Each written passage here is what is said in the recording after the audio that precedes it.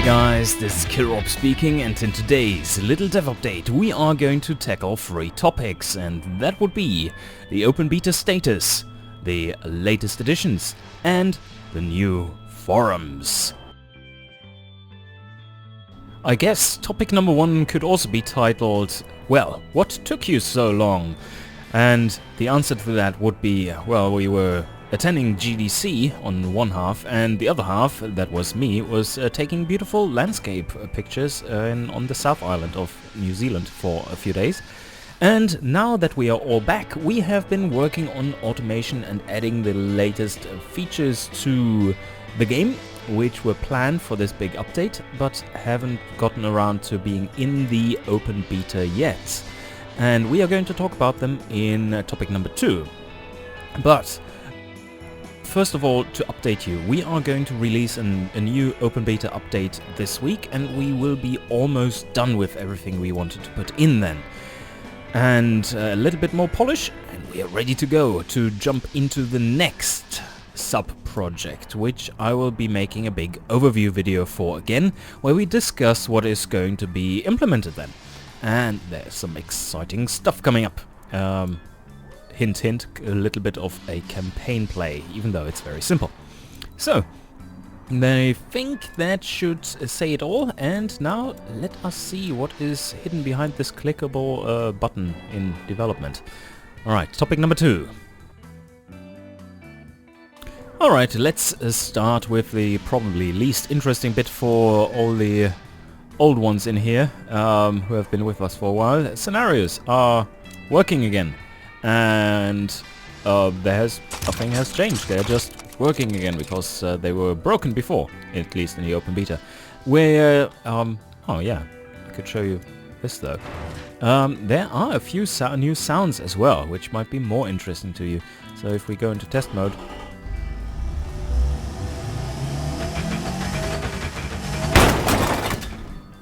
yeah, wasn't that beautiful? All right, so there are a few more new sounds of engines braking mainly, and we are going to implement a few more in the next few days as well. So what more is new? Well, we are going to release in the next patch of the open beta, let's see, some portraits for the engineers. They have just been put into the game like 2 hours ago, and by no means are they finished, but let's take a quick look.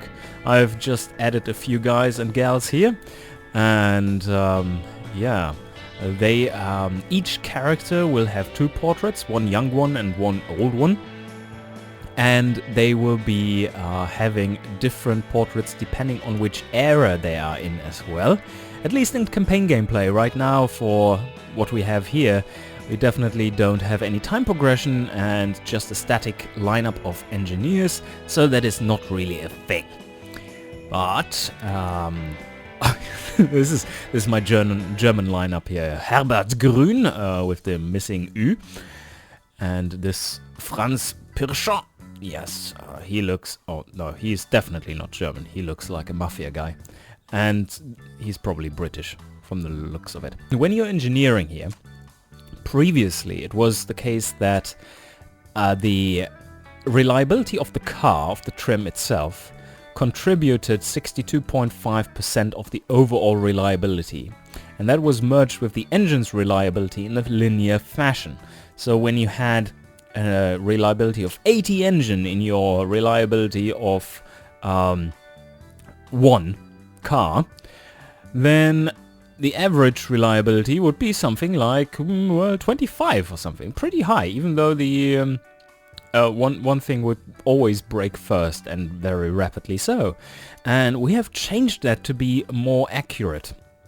And now the actual calculation is still weighted in the sense that the engine contributes a bit more than 30% to the reliability, 37.5 to be exact. But now the calculation is better. So if you put a reliability 1 engine into a reliability 100 car, the reliability will be pretty close to 1. Not exactly 1, of course, but probably like 3 or 4, because the engine will always break really soon. The only stat which engineering directly affects, apart from costs, is the reliability of the car, the overall reliability of the car. So not only is there a different pricing on the final market tab, but also your car will have effectively a different reliability unless you have chosen 50-50 for all the reliability sliders in the engineering. And that will quite significantly affect especially the more budget categories, which have some focus on reliability. Let's take the fun budget for an example, 7.5%, as you can read in the lower left.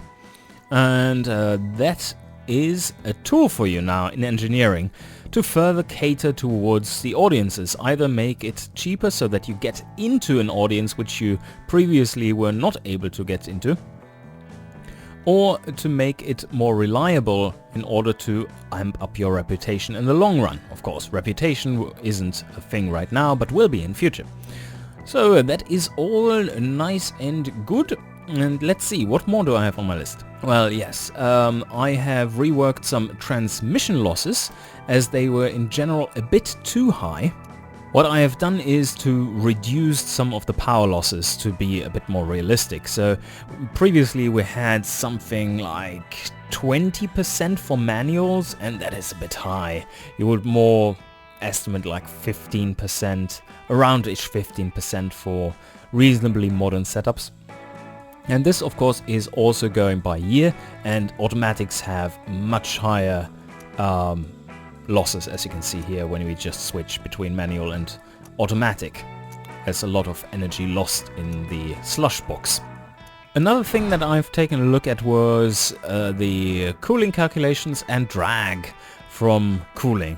And that should be a bit more realistic now. It has been toned down a bit, so your cars will be going a bit faster again. And then one final thing, like small little features which make your life easier. That would be the category for it. It now shows you how many engines are required for you to produce for the cars you just built here. So far so good, I would say. And that is it for topic number 2. Ah yes, the forums. They have been with us for a long time, and now it is definitely time to get the old horse behind the shed and put a bullet through its head. Because we got so flooded with spammers and just the maintenance of the whole thing was out of control. And it is a very old platform. We founded this forum back in 2010. If you can believe that. That's quite a while ago. That's as long as automation has been in development. It is a long time.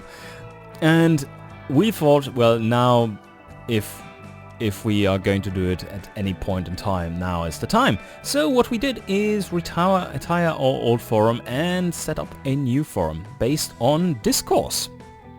And we had a bit of a quick start, I have to say. It just took us 2 days, like 2 normal work days, and then Caswell was doing lots over the weekend, and poof, the new forum was there. It's really cool. It was easy to set up, and this is the new front page, as you can see.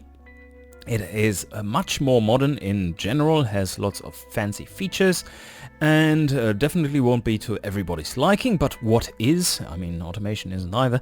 So yeah, let's have a quick look. So what you can see here is already like so many quality of life features. Like you can yourself unpin pinned threads, for example. It is continuous linear scrolling through everything, even the posts. A much easier navigation. You can specifically choose to track certain forums or mute them if you don't want to get notifications. For example, if I am in latest and just, oh yeah, by the way, use the automation logo now, not to get out the web page, but to get back to the main thing. If you now click on latest and you have subscribed to certain topics, only those will show. If you have muted the others, they don't get there. So if I wanted, I could just go down here. You can see it's unpinned for me, and I could set this topic to normal or even watching, that I'm always notified. The whole system has notifications, it has a much better badge system. The maintenance of this forum is so easy compared to our old one. Even though we had to learn everything from scratch, it's just much better for us to handle as well. And so far we are pretty much spambot free, I would guess. So yeah, I welcome you to join in the new forums. If you're an existing forum user, your account has been ported over, as have almost all the old posts. So the only thing you need to do is, on the first time you log in, you go to the login screen and then choose to reset your password. And as soon as you have done that, you can just log in as normal. Your posts will still be there and everything. So yeah, I think this is a step into the right direction. One thing though, people have been asking about why we chose these colors. Well, if you have been following the little dev updates, you will know that we do have a new UI planned, and that new UI has these colors, to some extent at least. We have been a bit liberal about these things in some places, but in general this will fit the UI which we will have with the Unreal Engine 4 release of the game.